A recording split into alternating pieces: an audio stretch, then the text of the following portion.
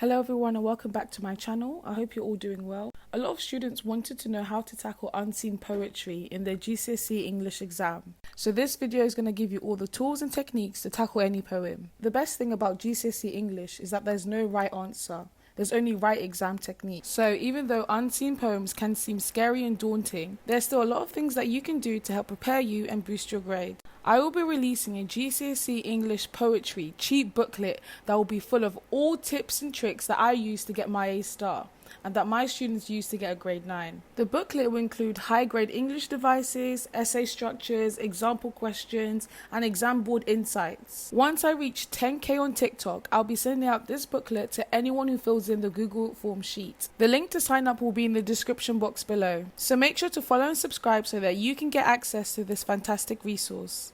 In GCSE English, there are only two types of questions they can ask you in the exam when it comes to unseen poetry. The first type of question will focus on only one poem and it will ask you to explore either a theme, attitude or feeling. The second type of question will be a comparison question. Here you'll be given two different poems and asked to compare the similarities and differences between them. When tackling GCSE English, it's very important that you know what the examiner is looking for. For the poetry questions, this can be broken down into assessment objective number 1 and assessment objective number 2. In AO1, you need to be able to read, understand and respond to text. So as a student, you should be able to maintain a critical style and develop an informed personal response. This is basically testing to see whether you can show understanding using examples from the poem. In AO2, you need to be able to analyze the language, form and structure used by the writer to create meanings and effect, using relevant subject terminology where appropriate. This is testing to see whether you can explain how language, structure and form convert to meaning. It is important that I mention here that you do not need to worry about the context that the poems are written in. Now that you understand what the examiners are looking for, let's move on and see what you have to do when you first read your unseen poem. The first thing you need to do is read the poem and the title and any other information that they've provided you with. This is usually where students go wrong. They think that they need to understand the whole meaning of the poem. In fact, it doesn't matter if the poem even makes sense, just as long as you're able to read the poem patiently and openly and try to draw some understanding from it. Once you've read it once, read it another 2 or 3 times and start to think about what words, feelings and thoughts stand out.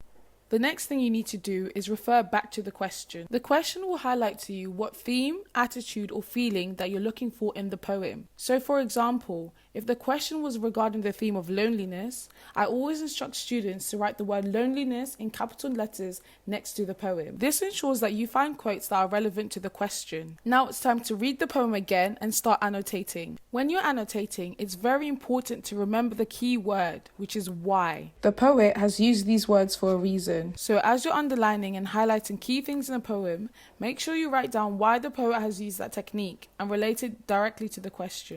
When it comes to thinking about why the poet used a specific poetic device, there is no right or wrong answer, as long as you can justify your opinions. When it comes to annotating the poem, ask yourself these questions. What is the poem trying to say? Why did the poet write this? What is it encouraging the reader to feel? And what ideas is it presenting or exploring? In other words, the examiner wants to know what you think the poem means. To get those AO2 marks, you want to make sure that you mention the language, structure and form.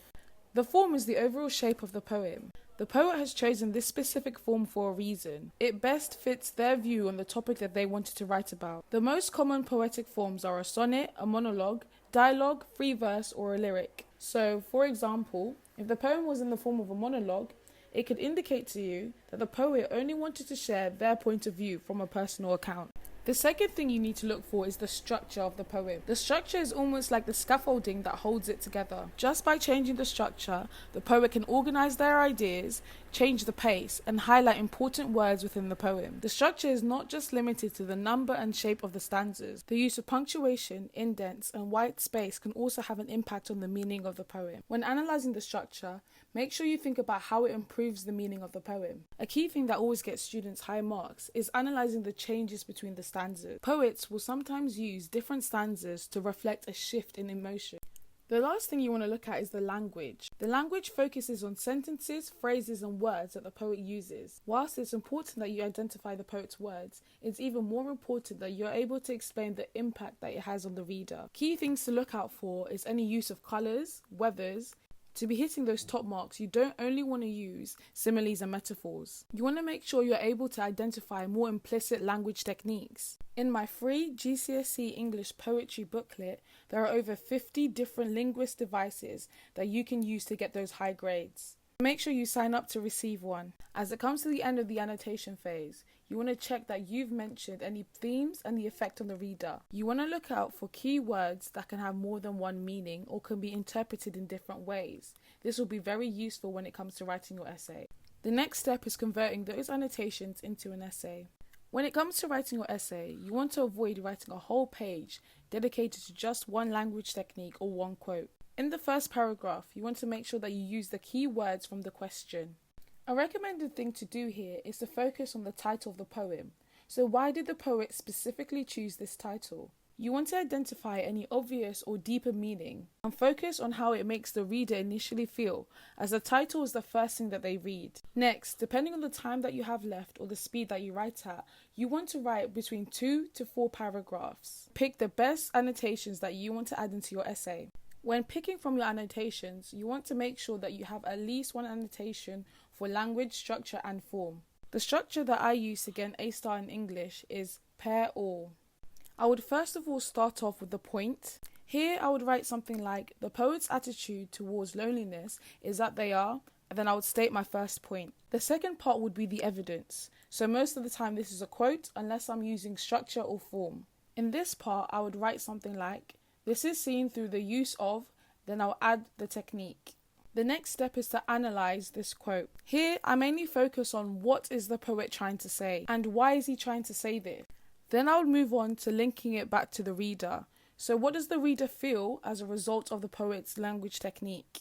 The next thing I do, which really boosts my grade, is to provide an alternative. This could either be an alternative interpretation or an alternative language technique. So for example, if in my essay I stated that the poet shows that loneliness can be isolating through the use of a simile, as lonely as a lamppost, then after providing my initial analysis of the quote, I would then either add an alternative interpretation of the quote I used. I would do this by stating, other readers may interpret this simile as, or an alternative language technique. I will do this by stating, this idea is supported by the use of a monostitch. A monostitch is a one-line stanza, by the way. Then to conclude my paragraph, I would then move on to the 2 L's. I would link it back to the rest of the poem and then link it back to the question. By doing this at the end of my paragraph, I can show to the examiner that I understand how that language technique has contributed to the overall meaning. This structure ensures that I write a concise but detailed paragraph that directly answers the question. Remember that the examiner will read a lot of essays, so you want to make sure that yours stands out better than the rest. I hope this has given you a better insight into how you can ace your unseen poetry questions. Remember, there are no right or wrong answers in English, as long as you can justify your opinion. The link to sign up for the free GCSE English poetry cheat sheets is in the description box below, and I'll be releasing them once I reach 10k on TikTok. Thank you for watching this video, and don't forget to like, comment and subscribe. Bye!